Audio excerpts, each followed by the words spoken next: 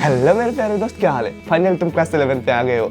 अब तुम्हें लोग पूछेंगे बेटा कौन सा स्ट्रीम लिए। अगर तुमने साइंस बोला तो लोग कहेंगे वेरी गुड बेटा वेरी गुड। अगर तुमने कॉमर्स बोला तो लोग कहेंगे क्यों बेटा साइंस नहीं मिली। कोई नहीं बेटा कोई नहीं, सब कुछ ठीक हो जाएगा। कॉमर्स भी अच्छा ही है बेटा, साइंस होता तो और भी अच्छा होता, लेकिन कॉमर्स भी अच्छा है बेटा। अगर तुमने गलती से भी आर्ट्स बोला तो तुम्हें दूसरे प्लेनेट का घोषित कर देंगे ये लोग। तो संभल के रहो उन लोगों से। और हर कोई स्ट्रीम अपने आप में एक बेहतरीन स्ट्रीम होगी अगर तुम अच्छे से मेहनत करो तो। वो सब बातें छोड़कर चलो आज मजेदार वे में समझते हैं खुशवंत सिंह की the portrait of the lady. Story में ऑथर अपनी कहानी बता रहे होते हैं और कहानी कुछ इस तरह से शुरू होती है। ऑथर कहते हैं मेरी दादी हर किसी की दादी की तरह ही एक बूढ़ी दादी थी। जब से मैंने देखा है पिछले 20 सालों से उनके चेहरे पर झुर्रियां पड़ी हुई थी। लोग कहते हैं वो एक टाइम पर बहुत ही ज्यादा खूबसूरत और प्यारी थी। हमारे चिमने के तक के ऊपर दादाजी की फोटो लगाई हुई थी। उस फोटो पर दादाजी ने पगड़ी और ढीले ढाले कपड़े पहने हुए थे और साथ ही उनकी दाढ़ी छाती तक आ रखी थी और उन्हें देखकर ऐसा लगता था कि वो जैसे कि 100 साल के हो। उनकी तस्वीर को देखकर ऐसा बिल्कुल नहीं लगता था कि उनके बीवी बच्चे हो।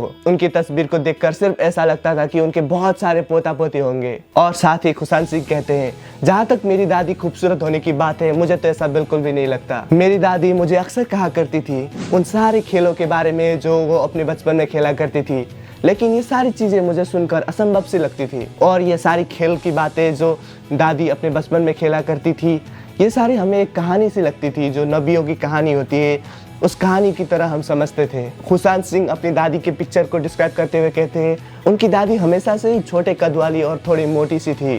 वो कमर से हल्की सी आगे झुकी हुई थी और उनके चेहरे पर क्रिस क्रॉस झुर्रियां यानी कि रिंकल्स पड़े हुए थे। खुशवंत सिंह को बचपन में लगता था हमारी दादी हमेशा से ऐसी ही रही होंगी, वो कैसे खूबसूरत हो सकती है। एक बूढ़ी औरत जिसके चेहरे पर झुर्रियां भरी हुई हो वो एक टाइम पे कैसे खूबसूरत हो सकती है, वो कैसे एक छोटी बच्ची हो सकती है। वो बहुत ही ज्यादा बूढ़ी थी और उन्हें देखकर ऐसा लगता था वो पिछले 20 सालों से वैसे की वैसे ही थी। खुशवंत सिंह को बचपन में लगता था वो कभी खूबसूरत नहीं थी और जहाँ तक प्यारी होने की बात थी वो हमेशा से ही बहुत प्यारी थी। खुशवंत सिंह की दादी हमेशा सफेद बेदाग रंग के कपड़े पहना करती थी और एक हाथ से कमर को पकड़ के और दूसरे हाथ से माला को पकड़ के घर में इधर उधर चला करती थी। उनके दादी के बाल चांदी की तरह सफेद थे और उनके बाल उनके बेजान से चेहरे पर बिखरे हुए रहते थे और वो एक हाथ से लगातार माला जपती रहती थी। और बचपन में उसके पेरेंट्स ने उसको दादी के यहाँ छोड़कर गए थे जब वो शहर में सेटल होने के लिए जा रहे थे। उसकी दादी सुबह सुबह भजन गाया करती थी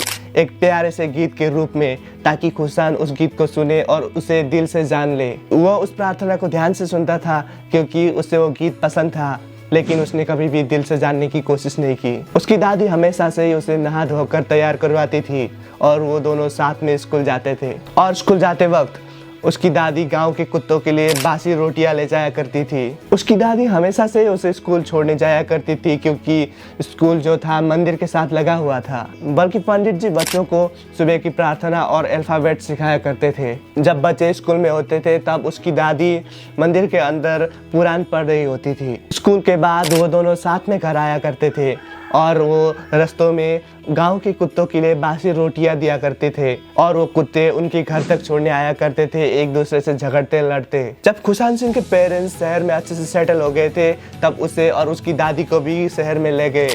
ये खुशवंत सिंह और उसकी दादी की फ्रेंडशिप का टर्निंग पॉइंट था। भले ही वो दोनों शहर में सेम रूम में रहा करते थे, फिर भी उसकी दादी उसे स्कूल में छोड़ने नहीं जाया करती थी क्योंकि वो स्कूल बस में स्कूल जाया करता था। पहले कुछ टाइम तक जब वो लोग शहर में नए नए थे तब उसकी दादी उसे जगा दिया करती थी और स्कूल के लिए तैयार भी कर दिया करती थी। शहर में कुत्ते नहीं थे इसलिए वो घर के आंगन पर स्पैरोज को चारा दिया करती थी। जैसे ही साल बीतता गया उन दोनों की फ्रेंडशिप में दूरियां बढ़ती गई। जब भी खुशवंत स्कूल से लौटता था तब उसकी दादी उसे पूछा करती थी आज तुम्हारे टीचर ने स्कूल में क्या क्या सिखाया, और खुशवंत इंग्लिश के शब्दों में जवाब देता था the law of gravity, Archimedes principal, the earth being round etcetera. ये सुनकर उसकी दादी को काफी ज्यादा दुख होता था क्योंकि वो खुशवंत की पढ़ाई में मदद नहीं कर पाती थी और जो भी उस इंग्लिश स्कूल में पढ़ाया जाता था वो उन चीजों पर विश्वास नहीं करती थी, बिलीव नहीं करती थी और दुखी होती थी कि उस स्कूल में भगवान के बारे में नहीं पढ़ाया जाता, पुराणों के बारे में नहीं पढ़ाया जाता।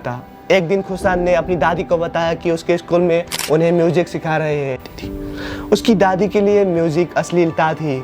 उसकी दादी ये मानती थी कि म्यूजिक एक अश्लीलता है और म्यूजिक सिर्फ बेश्याओं और भिखारियों के लिए है, उनके लिए म्यूजिक नहीं थी। और इस इंसिडेंट के बाद उसकी दादी ने खुशांत से बात करना जैसे कि बंद सा कर दिया था। जब खुशांत यूनिवर्सिटी में पहुंचा तब उसको पर्सनल रूम मिल चुका था और फ्रेंडशिप का एक आखिरी कॉमन लिंक भी था, वो भी टूट चुका था। उसकी दादी ने एकांत स्वीकार कर लिया था और वो शायद ही किसी से बात करने का चाह रखती। वो सनराइज से लेकर सनसेट तक सिर्फ प्रेयर करते हुए अपना समय व्यतीत करती। सिर्फ दोपहर को ही स्पैरोस को चारा देने के लिए प्रेयर से थोड़ी ब्रेक लेती। दादी वरांडा में बैठकर रोटी के छोटे छोटे टुकड़े करके आंगन में फेंका करती थी और पक्षी दादी के चारों ओर इकट्ठा होकर चहचहाहट वाली आवाज निकालते शोर करते। कुछ आकर उनके पैरों पर, कुछ आकर उनके कंधों पर और कुछ तो उनके सर पर भी आकर बैठा करते थे। लेकिन दादी मुस्कुराती और उन स्पैरोस को नहीं भगाती थी। ये दोपहर को चारा देने का समय